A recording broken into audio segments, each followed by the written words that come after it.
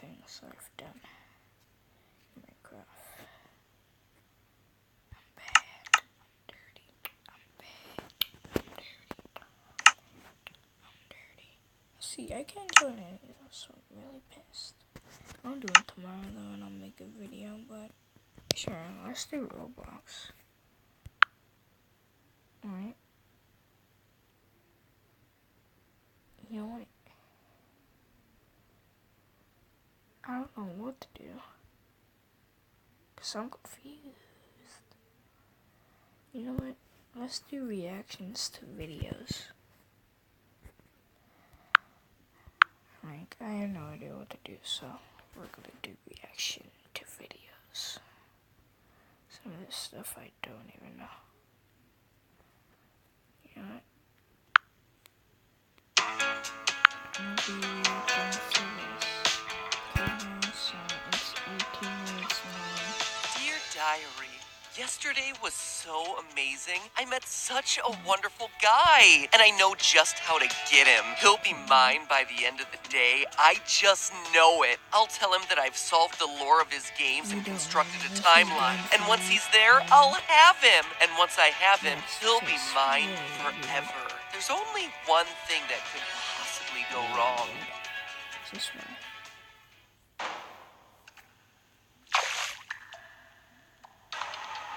How can Mangle be walking around in FNAF 2 before all the animatronics are possessed? How can Springtrap be experimenting with Remnant when he's sealed in a wall? Answer me! I don't know. That's exactly what I worry might go wrong.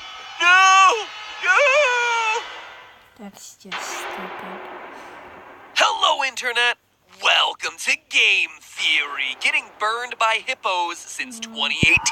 Not every story has to have significance, you know? Sometimes a story is just a story. You try to read into every little thing and find meaning in everything anyone says, you'll just drive yourself crazy. Kinda harsh there, Scott. Speaking of stories, last FNAF Theory, I was at the lowest of lows. The survival logbook threw a lot of weird curveballs into the lore that I don't think anyone was really expecting. Reveals like Michael Afton being the bite victim were interesting, but also really difficult to explain away. And that's where things sat until now. With both the release of the final FNAF book, The Fourth Closet, and what seems to be the final FNAF game, Super FNAF Brothers Ultimate. They're all here. And now with both these releases, we're finally in a position to Play music to me. more voice lines indicate that not only are we trapped here for all eternity, we also can't die. Or maybe more accurately, we can die just over and over and over again. What a gift to relish, a victim that can't perish. Let's taste death again and again. You won't get tired of dying, will you?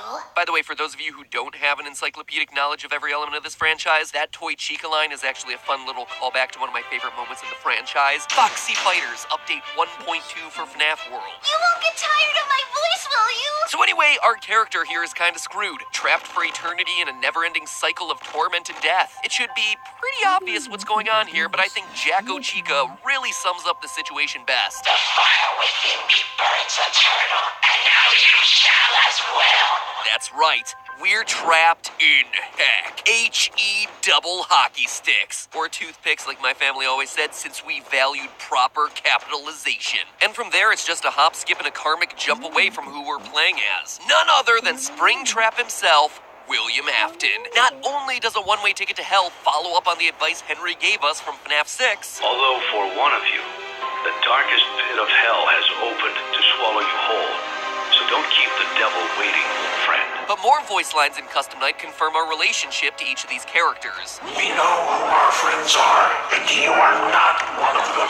This is a callback to FNAF 4's We're Still Your Friends, Do You Still Believe That? But twisted on its head. If our character were someone like, say, Michael Afton, aka the Crying Child, aka another character who can't die, well then Fredbear wouldn't single us out as not his friend. He's not an enemy to Michael because Michael never did anything to hurt him. I am the fearful reflection of what you have created. William Afton killed Henry's daughter, who goes on to become the puppet. Nightmare on here is the dark reflection of the puppet, thereby confirming that we're playing as William Afton.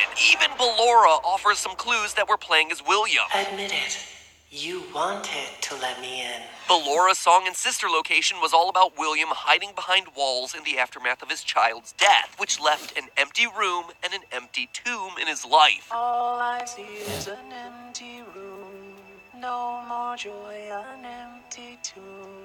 He shut everyone else out, but now that we're in William's personal hell, she's able to call him out for all his hidden feelings. William wanted to let the woman that Ballora represents in, but he just couldn't do it thanks to his grief, hence her calling him out for his real desires. You wanted to let me in. So, we're a murderer trapped in a personal hell of our own creation, forced to deal with the sins of our past for all eternity. Sound familiar? It should. It was my first ever FNAF theory. No joke, way back in episode 1 of the FNAF series, I predicted it was a game about someone trapped in purgatory, tormented by their crimes for all eternity. Granted, the series had only just begun and the theory tied everything back to a real-life string of murders, but it's actually really awesome to think that we've come full circle. That, from a theory standpoint at least, these videos have circled back around to where it all began. It's poetic. A beautiful, horrific, child-murdery bookend of a story. So thanks, Scott. I have no doubt that you structured your franchise's final send-off that way just so I could have an I told you so moment at the very end after years of getting thwarted by your twisting story. It's very nice of you to throw me a bone. Might as well call me Mangle. More on that next week. But of course, it wouldn't be FNAF if things were just that simple. No, it's not good enough for William to be held in a perpetual state of agony. There's something keeping us here. Looking through all the voice lines, there's one other entity that's mentioned over and over again. The one you should not have killed. I am remade, but not by you, by the one you should not have killed. Greetings from the fire, and from the one you should not have killed.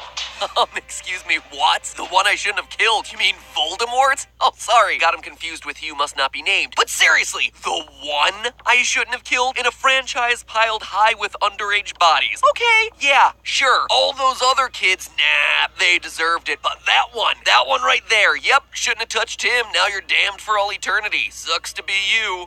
Anyway, this is the big mystery of the game. Who are they talking about? Well, by picking apart clues from all sorts of different locations, we can start piecing together who this one who must stay vague for lore purposes actually is. First, from the rest of the voice lines, we can identify that this character is a male. I have seen him, the one you shouldn't have killed. He's here and always watching. The one you shouldn't have killed. Notice how both of them use the pronouns he and him. We also know that this guy specifically has a vendetta against us. To understand that, we have to turn our attention to the true stars of Ultimate Custom Night, the mediocre melodies. Without question, this crew of duct-crawling rejects steal the spotlight in Ultimate Custom Night. Going from WTF are these guys doing here in FNAF 6 to breakout meme stars in Custom Night, Orville Elephant and the gang not only provide important life lessons, He proceeded to pour me a glass of just ice-cold lemonade. Ooh, you ever mix it with iced tea? You do like a little half lemonade, half... Ooh, it's so... You should try it some. Well, you can't because you're dead. they also deliver on huge lore reveals. For the most part, their lines are pretty disposable, but very rarely you'll get a line from them that feels just a bit odd. Okay, guys, this is gonna be the end of the video. So, I hope you all enjoyed it.